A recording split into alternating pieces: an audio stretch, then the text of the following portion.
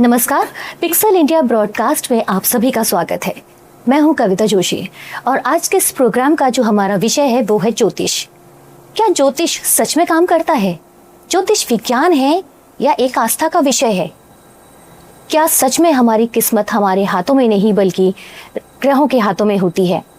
क्या ज्योतिष हमारा भाग्य बदल सकता है?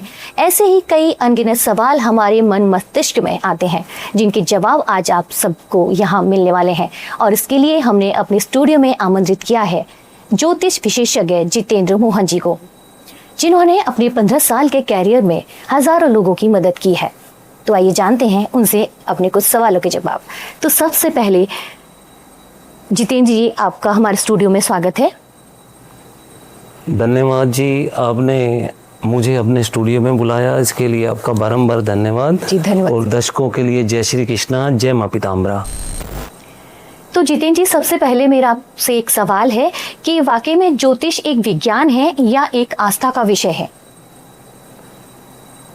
देखिए, मैं आपको बता दूं जी कि ज्योतिष को अगर विज्ञान माना जाए तो वो अतिशयोक्ति नहीं होगी जी। लेकिन सबसे बड़ी बात यहाँ पे आती है कि ज्योतिष क्या है। जी ज्योतिष है आस्था का विषय। ज्योतिष है आपके ग्रहों से जुड़ा हुआ, ज्योतिष है आपके संबंधित देवता से जुड़ा हुआ। जी। अगर आप संसार में किसी भी देवता की आराधना करते हैं तो उससे संबंधित ज्योतिष के अंदर बहुत सारी चीजें हैं। तो ज्योतिष को अगर आस्था का केंद्र कहें तो ज्यादा अच्छा रहेगा। जी, यानी कि हम कह सकते हैं कि ये विज्ञान के साथ साथ एक आस्था का केंद्र भी है। जी बिल्कुल, आपने ठीक कहा कि विज्ञान के साथ साथ ज्योतिष की जो गणना है वो विज्ञान पर ही आधारित है। जी। और सबसे बड़ी बात मैं आपको बता दूं कि जो भी गणनाएं हैं जी। जैसा आप देखेंगे कि हजारों साल पहले फलां घटना घटी तो फलां ज्योतिष ने उसकी भविष्यवाणी हजारों साल पहले ही कर दी थी। लेकिन इसी बात के अंदर मैं आपको बता दूं कि कुछ चीजें ऐसी हैं जो गणनाएं जो ज्योतिषियों ने की वो उसके स्पेशलिस्ट ज्योतिषी थे। जी। जैसे मान लीजिए ज्योतिष के कई पार्ट होते हैं। जी। जैसे एक होता है भूमि विज्ञान का ज्योतिष, एक होता है मौसम विज्ञान का ज्योतिष, एक होता है व्यक्ति से संबंधित ज्योतिष। तो किसी भी व्यक्ति का किसी एक पार्ट में शोध हो सकता है। लेकिन आजकल कुछ चैनल्स पे भविष्यवाणी करने वालों की बाढ़ सी आई हुई है। काफी ज्योतिषी जो कि इस भू विज्ञान का या मौसम विज्ञान की कोई भी जानकारी भी नहीं रखते हैं, वो भी अपने आप को भविष्यवक्ता साबित कर रहे हैं। इसीलिए समाज में ज्योतिष को लेकर काफी भ्रांतियां फैली हुई हैं। जी जी। जितेंद्र मोहन जी, अब मैं आपसे एक सवाल ये पूछना चाहती हूँ कि मैंने सोशल मीडिया पर कई सारी ऐसे ज्योतिष को लेकर रील्स देखी हैं, तो वो वाकई में कुछ हमें फायदा पहुंचाने वाली हैं या वो सिर्फ एक रील तक या एंटरटेनमेंट के लिए ही है? इस बारे में आप बताएं।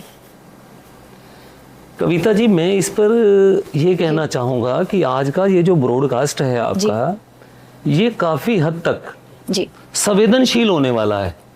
जी। क्योंकि आज जो आपने जिस प्रश्न से शुरुआत की है वो जो प्रश्न है वो ही अपने आप में एक अहमियत रखता है। क्योंकि ये जो प्रश्न है ये हर दूसरे व्यक्ति के दिमाग में रहता है जो भी ज्योतिष से संबंधित है या ज्योतिष को मानता है। ये जितनी भी आपने रीलों की बातें की जी, ये जितनी भी रील इस समय आ रही हैं उसमें से मैं सभी की सभी तो नहीं कहूँगा जी। मैं ये कह सकता हूं कि लगभग 80% रीलें फेक हैं, झूठी हैं।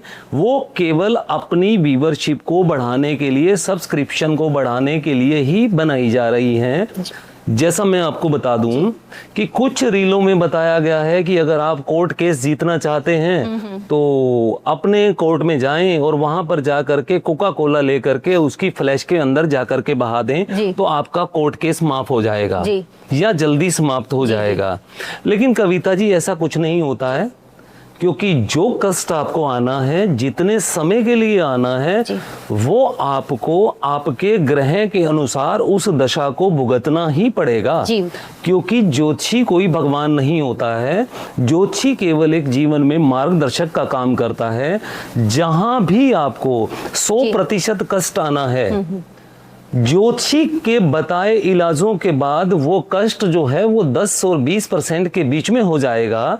ये तो कहना उचित होगा जी 10-20% कष्ट ना आए जी। कि कष्ट बिल्कुल कविता जी 0 हो जाए, तो मेरा मानना है कि 0 तो उस परमेश्वर के अलावा, परमात्मा के अलावा इस पूरी सत्ता में उस कष्ट को 0 कोई भी नहीं कर सकता है। हाँ, हम कह सकते हैं कि उसे हम कुछ हद तक कम कर सकते हैं, बाकी का हम उसे मिटा नहीं सकते, रोक नहीं सकते। जी बिल्कुल, आपने ठीक कहा। किसी भी तरह के जो भी ग्रह के अनुसार कष्ट आ रहे हैं समय के अनुसार, और कविता जी इसमें ये बात भी मैं आपको बता दूं कि दुनिया का नियम है सुख के बाद दुख और दुख के बाद सुख। बिल्कुल, ये एक ऐसा सर्कल है जो हर एक के जीवन में आता है। कोई व्यक्ति ये सोचे कि मेरे जीवन में सब सुख ही सुख आए, दुख नहीं आए, तो शायद ही इस पूरी सृष्टि में कोई ऐसा व्यक्ति होगा जिसके जीवन में सभी सुख ही सुख हैं। जी इसीलिए दुख आना स्वाभाविक है। जी लेकिन ज्योतिषी के पास जब आप जाएं तो आप सोच समझ कर जाएं कि जिस ज्योतिषी के पास आप जा रहे हैं वो ज्योतिषी आपकी समस्या को ठीक करने के लायक है भी या नहीं। बिल्कुल बिल्कुल। क्योंकि आज के समाज में आपको ये छांटना पड़ेगा कि आपका जो मार्गदर्शक है वो सही है या गलत है। बिल्कुल जी, क्योंकि सोशल मीडिया पर हम तो रील्स देखकर उनकी तरफ खींचे चले जाते हैं, उन्हीं से सॉल्यूशन भी लेने लग जाते हैं। बाकी का वो किस हद तक उनको नॉलेज है इस पर भी डिपेंड करता है। देखिए ये फैसला आपको अपने विवेक से लेना पड़ेगा, क्योंकि कोई बताने नहीं आएगा। क्योंकि अगर मैं यहाँ बैठकर आपके ब्रॉडकास्ट के अंदर कोई सलाह दे रहा हूँ तो शायद देखने वाले जो लोग हैं वो भी मेरे पर एतबार करें ना करें, लेकिन मेरी सलाह को एक बार मानकर जरूर देखें कि अगर कोई व्यक्ति आपको ये कहता है कि कोर्ट केस माफ करने के लिए आप कोका कोला की बोतल लें, किसी भी पेय पदार्थ की काली बोतल लें और उसे कोर्ट के ही फ्लैश में जा करके बहा दें तो आपका कोर्ट केस समाप्त हो जाएगा, तो कविता जी इस पर मैं ये कहना चाहूँगा करोड़ों केस इस समय भारत की अलग अलग अदालतों में चल रहे हैं। तो हर व्यक्ति अगर कोका कोला लेकर के उन केसों को समाप्त कराने लग जाएगा तो ये जज वकील तो इनके तो बिल्कुल काम धंधे ठप हो जाएंगे। बिल्कुल जरूरत ही नहीं रहेगी इनकी। तो मोहन जी, इस सवाल के उत्तर मैं आपसे एक सवाल करना चाहती हूँ कि क्या ग्रह नक्षत्र वाकई में हमारे जीवन को कंट्रोल करते हैं, और अगर कंट्रोल करते हैं तो किस लेवल तक? जी बिल्कुल, ग्रह नक्षत्र जो हैं वो हमारे जीवन पर 100% असर करते हैं, इसमें कोई दो राय नहीं है। क्योंकि ग्रह नक्षत्र से ही या उनके प्रभाव से ही हमारे जीवन में सुख या दुखों का आना जाना जारी रहता है। बिल्कुल। लेकिन अब डिपेंड ये करता है कि क्या आपको ग्रह केवल दुख ही देने के लिए आ रहे हैं। ऐसा भी नहीं है। हर ग्रह के 2 नेचर होते हैं, जैसा कि कॉमन व्यक्ति का होता है कि वो किसी व्यक्ति के लिए अच्छा है और किसी व्यक्ति के लिए बुरा है। तो ग्रह के भी 2 नेचर हैं, वो किसी व्यक्ति के लिए अच्छा है, किसी व्यक्ति के लिए बुरा है। डिपेंड करता है कि वो ग्रह की आपकी कुंडली के किस घर में किस दशा में बैठा है। वो एक योग्य ज्योतिषी ही देखकर बता सकता है कि आपको फलां ग्रह कष्ट दे रहा है, और ये अगर कष्ट दे रहा है तो कितने समय के लिए दे रहा है और इसका इलाज क्या है। अगर इन चीज़ों का आप पालन करके ज्योतिष के मार्गदर्शन में कोई कार्य करते हैं तो जैसा मैंने पहले कहा कि दुख कम हो जाएगा लेकिन 0 कभी नहीं होगा, क्योंकि आपके दुख तो आपको ग्रह के अनुसार सहने ही पड़ेंगे। जी मोहन जी, अब आपसे मेरा अगला सवाल है कि जो ज्योतिष है क्या वो डर फैलाने का एक साधन बन चुका है या फिर ज्योतिष की जेब भरने का एक जरिया बन चुका है? इस बारे में आप कुछ कहिए। जी कविता जी, ये आपका सवाल बहुत ही बढ़िया है, क्योंकि समाज में ज्योतिष को लेकर काफी तरह की धारणाएं हैं कि ज्योतिष के पास जब आप जाते हैं तो ज्योतिष आप किस गाड़ी में आए हो सबसे पहले वो देखता है। सोने की कितनी अंगूठियां डाली हैं वो पहले देखता है, उसके बाद ही आपको इलाज बताता है या कुंडली देखने की फीस को निर्धारित करता है। लेकिन ऐसा सभी ज्योतिषियों के साथ नहीं है, क्योंकि सभी ज्योतिषी अगर ऐसा हो जाएगा तो फिर तो संसार में कोई ज्योतिषी रहेगा ही नहीं। काफी अच्छे ज्योतिषी भी हैं जो केवल फीस के आधार पर ही आपके जीवन में आपका मोटिवेशन या मार्गदर्शन करते हैं।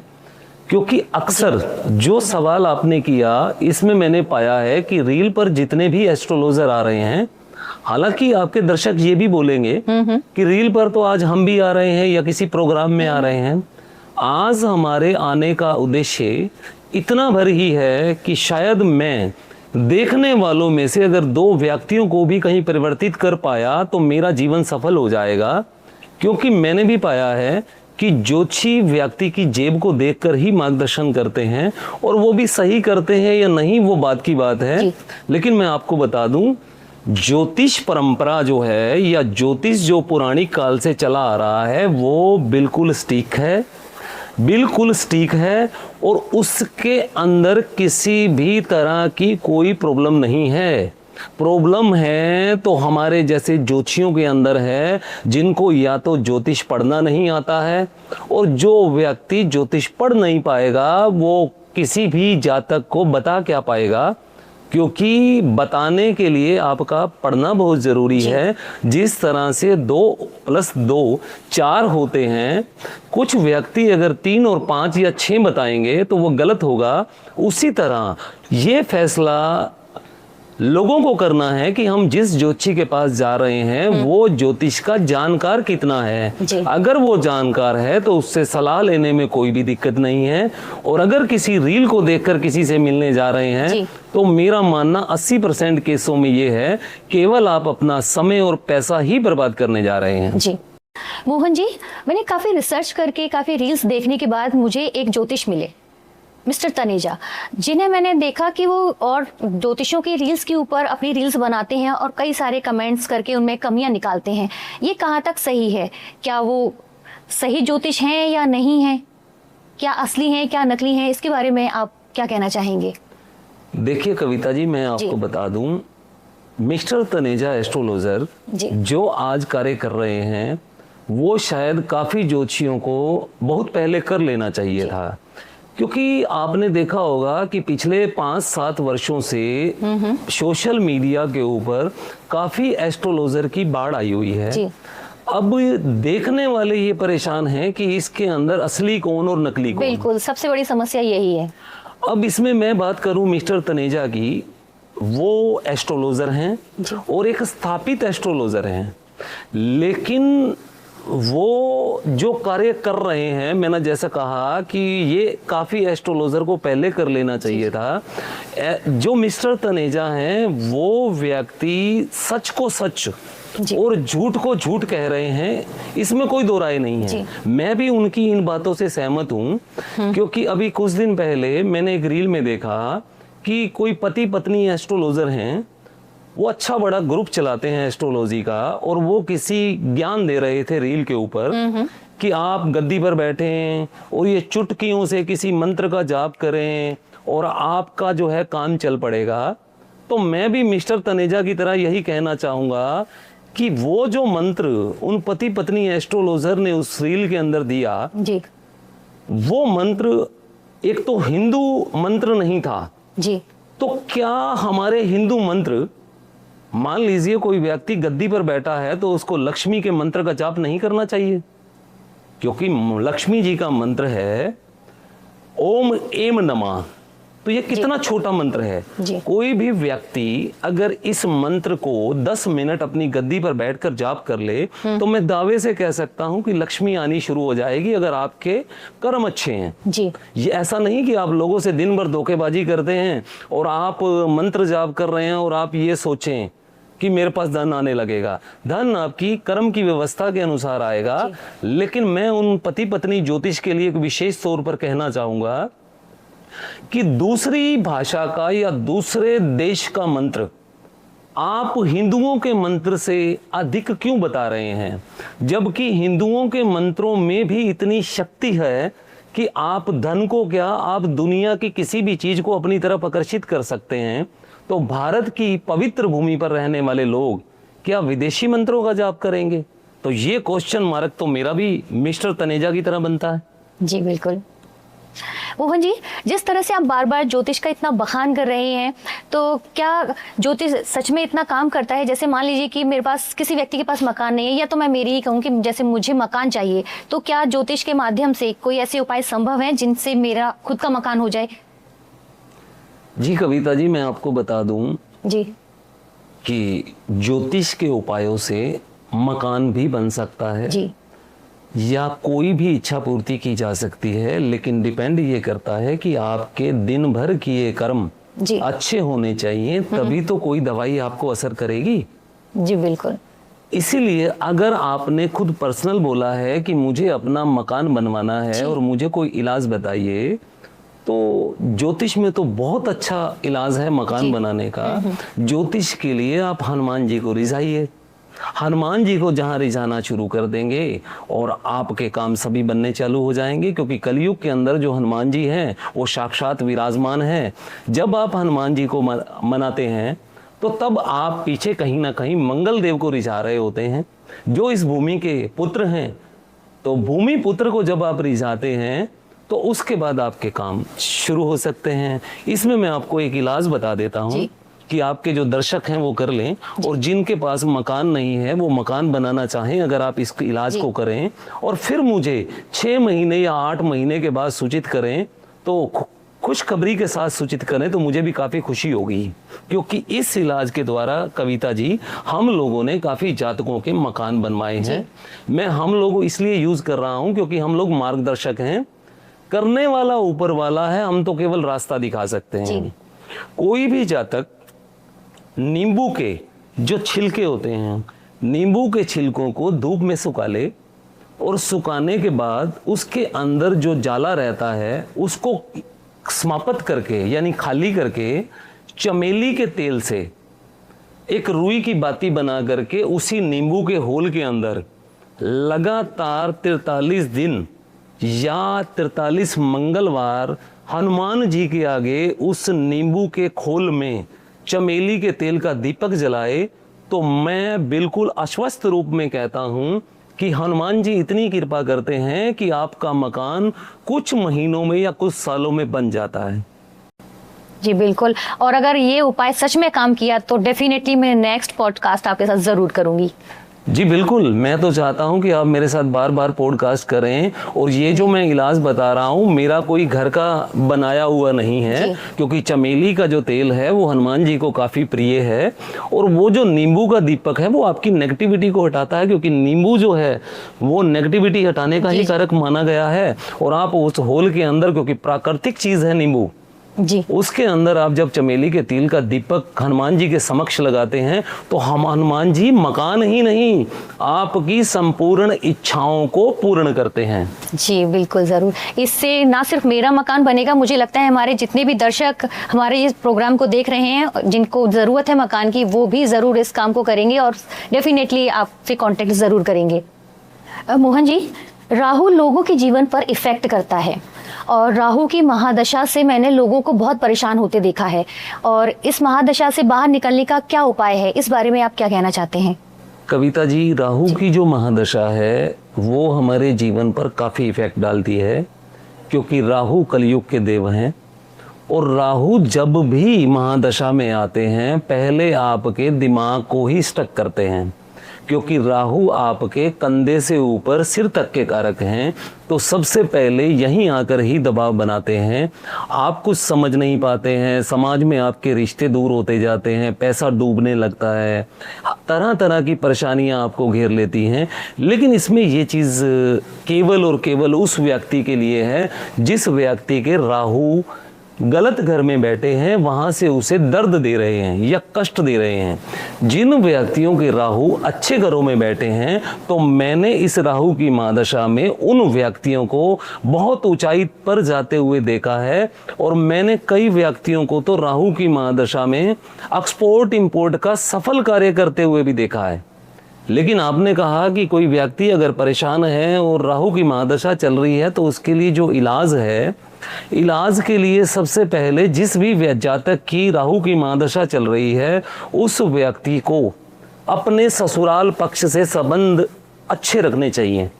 सबसे बड़ी बात, उसके बाद अगर किसी व्यक्ति को राहु जी के इलाज चाहिए तो 4 मूली लगभग 4 दिन तक अपने तकिए के नीचे रखें और सुबह किसी भी सफाई कर्मचारी को या फिर मंदिर में जाकर के दान कर दें। ऐसा करने से राहु अपने जितने भी बुरे फल हैं उन फलों के असर को कम कर देता है। ये इलाज से आपका जीवन चल सकता है। मैं ये नहीं कह सकता कि इस इलाज से आपका कुछ कष्ट जीरो हो जाएगा, क्योंकि राहु की महादशा आपको जीवन में खुद को जानने के लिए ही आती है कि आप क्या हैं। आपके इर्द गिर्द कोई होता नहीं, लोग सब रिश्तेदार सब आपको धोखा दे जाते हैं और आपको खुद एहसास होता है कि मैं क्या हूँ। तो राहु की महादशा में कष्ट तो भोगने ही पड़ेंगे, क्योंकि गंगा में नहाने से भी सभी पाप बिल्कुल समाप्त नहीं होते हैं। वो कुछ पापों की सजा तो ऊपर वाला भी देता है। उसी तरह राहु की महादशा में आपको कष्ट तो भोगने पड़ेंगे, लेकिन राहु की महादशा में अगर मैं कविता जी आपको सच बताऊं जी, तो किसी भी ज्योतिषी के पास कोई इलाज नहीं होता है।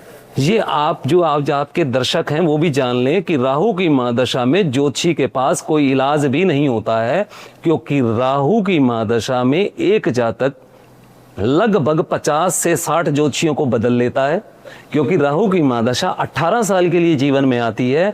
इस दौरान जब व्यक्ति 50 से 60 ज्योतिषियों को बदल लेता है, इसका मतलब कोई भी ज्योतिषी उसकी उम्मीदों पर खरा नहीं उतरा। और अंत समय जब राहु की महादशा जा रही होती है तो वो व्यक्ति 80% से ऊपर ज्योतिषी और तांत्रिक खुद बन जाता है, क्योंकि तरह तरह के ज्योतिषियों के पास जाकर के उसको हर अंतरदशा के इलाजों का पता लग जाता है और वो अचानक लोगों को राय देने लगता है कि तुम्हारे साथ ये प्रॉब्लम है तो ये इलाज कर लो, तुम्हारे साथ ये प्रॉब्लम है तो ये इलाज कर लो। तो व्यक्ति अंत में खुद ज्योतिषी बन जाता है। राहु की महादशा का अगर कोई व्यक्ति ये सोचता है कि किसी के पास राहु की महादशा का इलाज है, तो मैं स्पष्ट रूप में कहने वाला व्यक्ति हूँ, राहु की महादशा का कोई भी किसी भी व्यक्ति के पास इस सृष्टि में कोई इलाज नहीं है। इलाज है तो केवल फॉर द टाइम है। रोजाना दवाई खाइए, रोजाना रिलैक्स लीजिए, परमानेंट कोई भी इलाज नहीं है। जी, मेरा अगला सवाल आपसे मोहन जी ये है कि क्या हमारे जो किस्मत है वो हमारे हाथों की लकीरों में नहीं होती है, बल्कि ग्रह नक्षत्रों के हाथों में होती है? इस बारे में आप क्या कहना चाहेंगे? देखिए, किस्मत ना तो ग्रहों के हाथों में होती है और ना ही आपके हाथों की लकीरों में होती है जी। किस्मत आपके खुद के कर्मों से होती है। मैं आपको आपके प्रत्येक प्रश्न के अंदर ये बार बार बता रहा हूं, क्योंकि जो जनता आज आपके इस ब्रॉडकास्ट को देख रही है वो ज्योतिष से भली भांति परिचित हो जाए कि ज्योतिष कभी किसी का भला नहीं कर सकता है, क्योंकि ज्योतिषी अगर करेगा तो केवल अपनी जेब का भला करेगा। कर्म सुधार लीजिए, आपके सब काम बनने लग जाएंगे। जब आप अच्छे कर्म करते हैं, किसी गरीब की मदद करते हैं, किसी बच्चे की पढ़ाई का खर्चा उठाते हैं, बुजुर्गों की सेवा करते हैं, तो तब आपके ऑटोमेटिक ग्रह ठीक होने चालू हो जाते हैं। मान लीजिए कविता जी, कोई व्यक्ति अपने चंद्रदेव को खुश करना चाहता है, अपने सूर्य देव को खुश करना चाहता है, और वो व्यक्ति अगर ये सोचता है कि मैं चंद्रदेव को इलाजों से ठीक कर लूं और घर के अंदर बैठे माँ और बाप जो कि साक्षात चंद्र और सूर्य के कारक हैं, उनको तो वो बात करता नहीं है और चंद्र और सूर्य को रिझा करके उनके फल पाना चाहता है, तो मैं हाथ जोड़ करके जनता से कहूंगा कि आपको कभी भी सूर्य और चंद्र अच्छा फल नहीं दे सकते, क्योंकि आपके घर में ही ग्रहों से संबंधित रिश्ते हैं।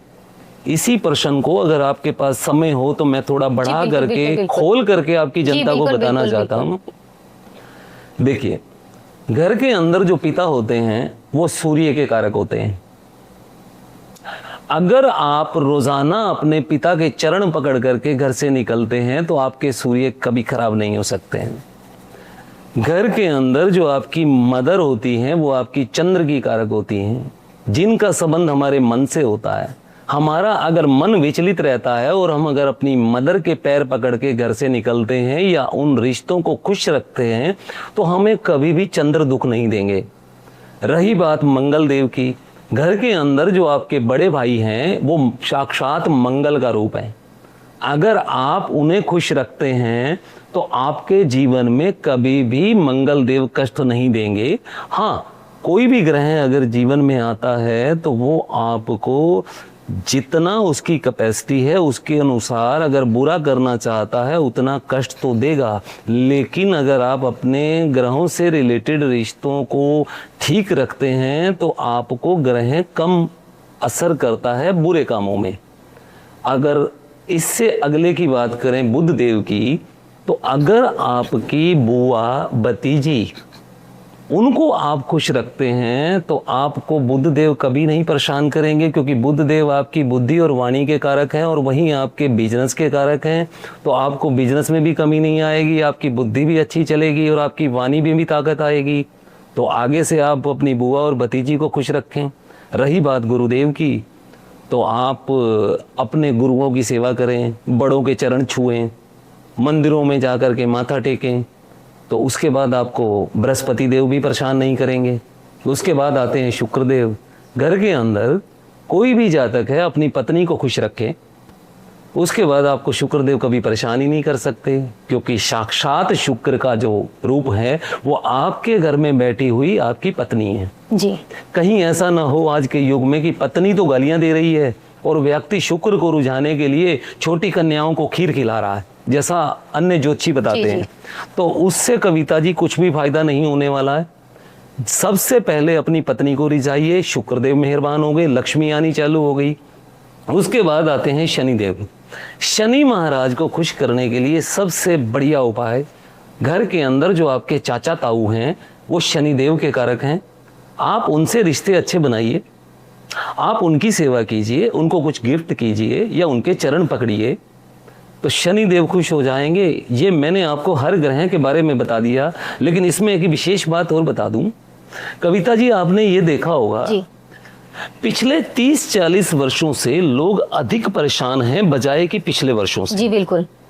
उसमें कहानी यहाँ आती है, परिवार छोटे हो गए हैं जी। चाचा ताऊ को कोई पूछता नहीं है, शनिदेव खराब। मम्मी पापा को चाहते तो सब हैं, लेकिन ये चाहते हैं कि उनकी तस्वीरें घर में हो और उनके ऊपर हार लटके हों, तो आपके सूर्य और चंद्र खराब। भाई बहनों से बनती नहीं है, मंगल देव खराब। बुआ कभी आती नहीं है तो बुध देव खराब। और फिर उसके बाद आप पंडितों के पास जाकर के ये जानना चाहते हैं कि मेरे ग्रह कैसे ठीक होंगे, तो मैं स्पष्ट रूप से बोल दूं कि ग्रह ठीक करने से पहले अपने रिश्तों को रिझाइए, तब कहीं जा करके पंडित के पास जाइए, तब ये चीजें आपको असर करेंगी। अन्यथा इन बाहरी उपायों से किसी भी तरह के रिलीफ होने की उम्मीद को छोड़ दीजिए। कई सारे ज्योतिषों के द्वारा जातकों को ये कहकर डरा दिया जाता है कि जो शनि देव हैं वो आपकी कुंडली के अष्टम घर में बैठे हैं, और इसमें कितनी सच्चाई है कि वो आपको काफी कष्ट देने वाले हैं। और ये सवाल मैं अपने दर्शकों के लिए पूछना चाहती हूँ, इसके बारे में आप क्या कहना चाहते हैं? कविता जी, जी। कोई भी भगवान या कोई भी देव या कोई भी माता जी। कभी अपने बच्चों को कष्ट नहीं देते। जी। अब आपने स्पेसिफिक कुंडली के अष्टम भाव से रिलेटेड प्रश्न किया है, तो मैं आपको बता दूं कि ये प्रश्न केवल उन ज्योतिषियों के लिए अच्छा है जो केवल पैसा कमाने की होड़ में लगे हैं। जी। शनि देव अष्टम भाव में, आज जो मैं आपको बताने जा रहा हूं, शायद सुनने वाले दर्शकों को काफी अचंभा लगेगा कि शनि देव अगर अष्टम भाव में बैठे हैं, जहां सब ज्योतिषियों ने डराया है, मैं दावे से कहता हूं अगर शनि देव आपके अष्टम में बैठे हैं वो आपको कहीं ना कहीं प्रॉफिट ही करवाते हैं, क्योंकि शनि देव अष्टम में बैठते हैं, आपको दीर्घायु करते हैं। ठीक है, समय के हिसाब से आपको काफी बीमारियां तो देते हैं, जी जी। लेकिन ये सुख दुख आनी जानी चीज है जी। ये एक नियम है, सुख के बाद दुख और दुख के बाद सुख का आना, ये नियम है जी। लेकिन अगर स्पेशलिटी के बारे में बात करें कि शनि देव अगर अष्टम में बैठे हैं तो सबसे पहला पॉजिटिव काम तो ये करते हैं कि वो आपको पूजा पाठ की तरफ उद्यत कर देते हैं। आप एक आम व्यक्ति की अपेक्षा अधिक पूजा पाठ करते हैं और उस पूजा पाठ का आपको 100% असर मिलता है। और अगर शनिदेव अष्टम में बैठे हैं तो आपके मुंह से निकली 80% से ऊपर बातें सत्य साबित होती हैं। ये मैंने अपनी रिसर्च में पाया है जी। और शनिदेव अगर अष्टम में हैं तो आपका फायदा ही करेंगे, नुकसान नहीं करेंगे।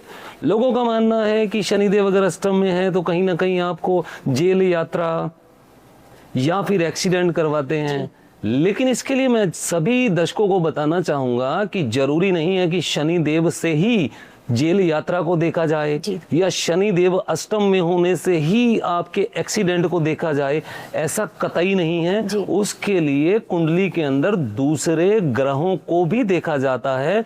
वो टोटल गणना करने के बाद ही आप किसी ज्योतिषी से फल पा पाते हैं।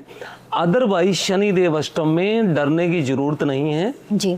शनिदेव का गुणगान करें, शनिदेव की पूजा करें, शनिदेव का बीज मंत्र उसका जाप करें। और अगर आपके पास कहीं दिन भर समय नहीं रहता है तो आप कुछ चलते फिरते या अपनी गाड़ी में या स्नान के बाद आप अपनी YouTube पे शनि बीज मंत्र चला करके उसको सुन भी सकते हैं, क्योंकि मेरा पर्सनल मानना है कि सुनने से भी 80% असर होना चाहिए।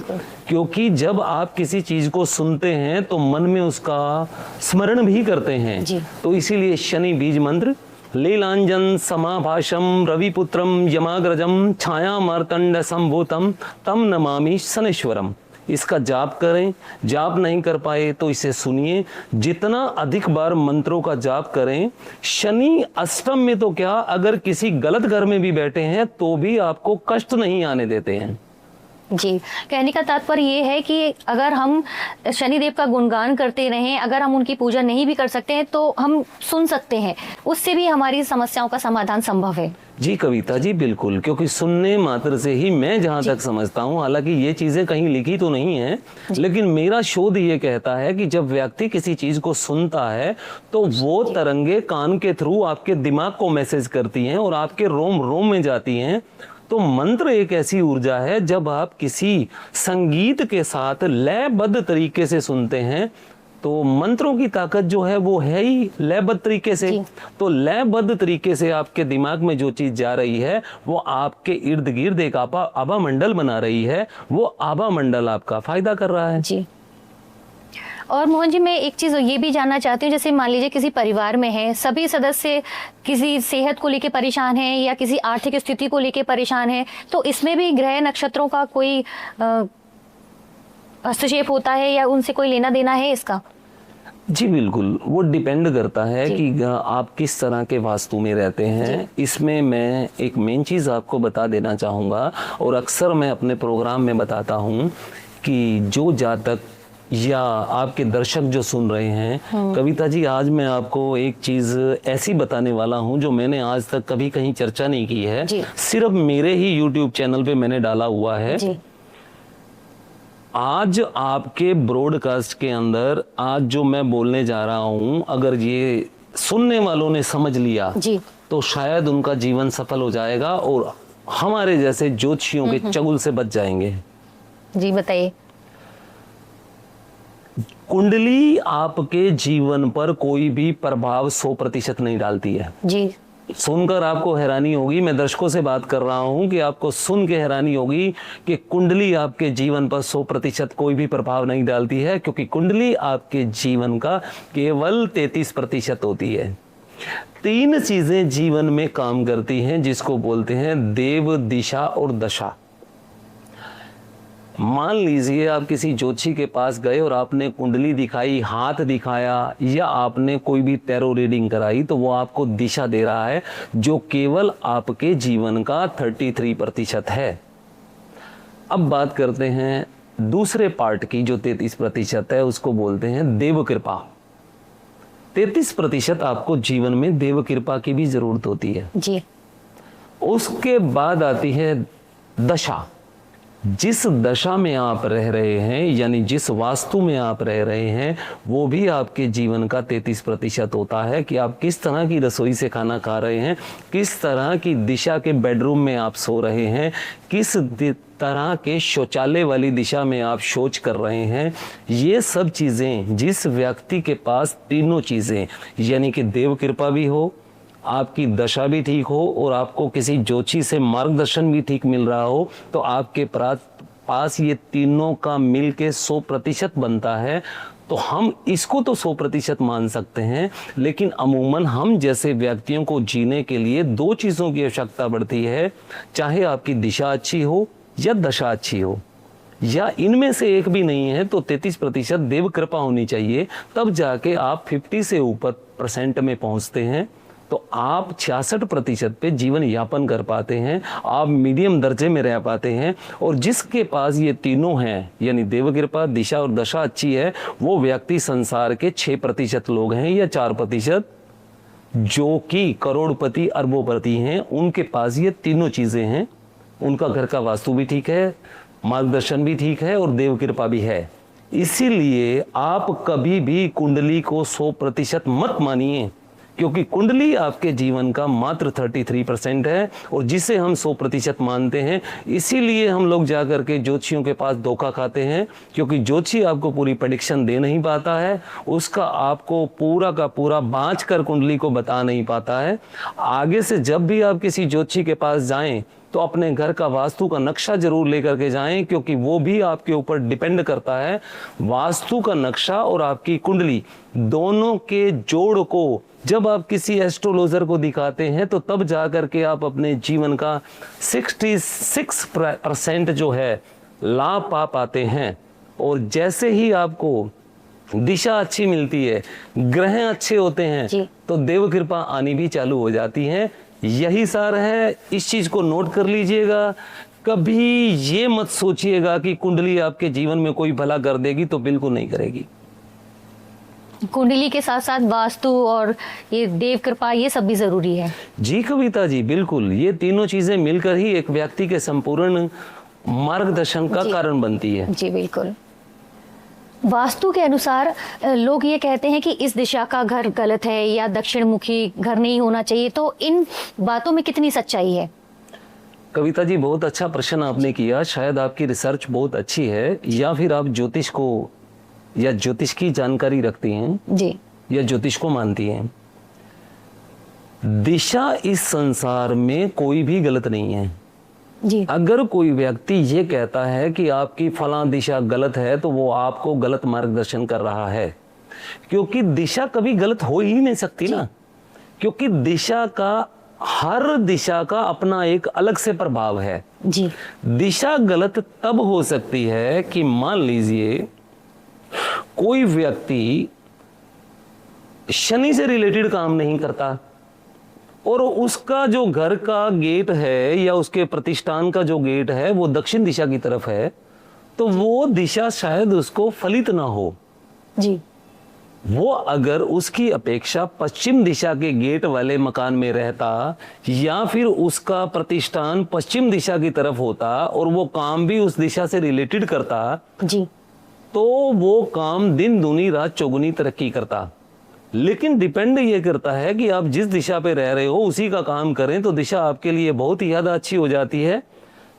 तभी मैं कह रहा हूं कि दिशा कोई भी किसी के लिए गलत नहीं है। आप अपने काम के अनुसार दिशा का चयन करें, उसी तरह घर का गेट बनवाएं, फिर देखिए आप दिन दूनी रात चौगुनी तरक्की होती जाएगी और सारी दिशाएं अच्छी हो जाएंगी। और अगर कोई व्यक्ति आपको दिशा के बारे में गलत बोलता है तो आप मेरे से सीधी बात करें। जी, मतलब कहने का मतलब ये है कि दिशाएं कभी गलत नहीं होती हैं, दिशाएं सभी ठीक हैं। ये पूरा का पूरा ब्रह्मांड जी, पूरी की पूरी सौर ऊर्जा, ये जितनी भी प्रकृति है, ये तो चाहती है कि हम यहाँ पर मनुष्य रूप में या किसी जीव रूप में यहाँ आए हैं तो हम इनका फायदा लें, आनंदित हों। लेकिन मनुष्य खुद ही दिशाओं के चक्कर में पड़ गए कि मेरी ये दिशा में उस पंडित ने बोल दिया, ये प्रॉब्लम आ गई, उस दिशा में ये प्रॉब्लम आ गई। दिशा में फिर बोल रहा हूँ कि कोई भी गलत नहीं है, डिपेंड ये करता है कि आप जिस दिशा में रहते हैं उस दिशा से रिलेटेड अगर आप काम करते हैं तो वो दिशा आपके लिए वारे नयारे कर देगी। और अगर आप कहीं दूसरी दिशा के गेट वाले मकान या प्रतिष्ठान में रहते हैं तो आपके लिए कोई दिक्कत आ सकती है।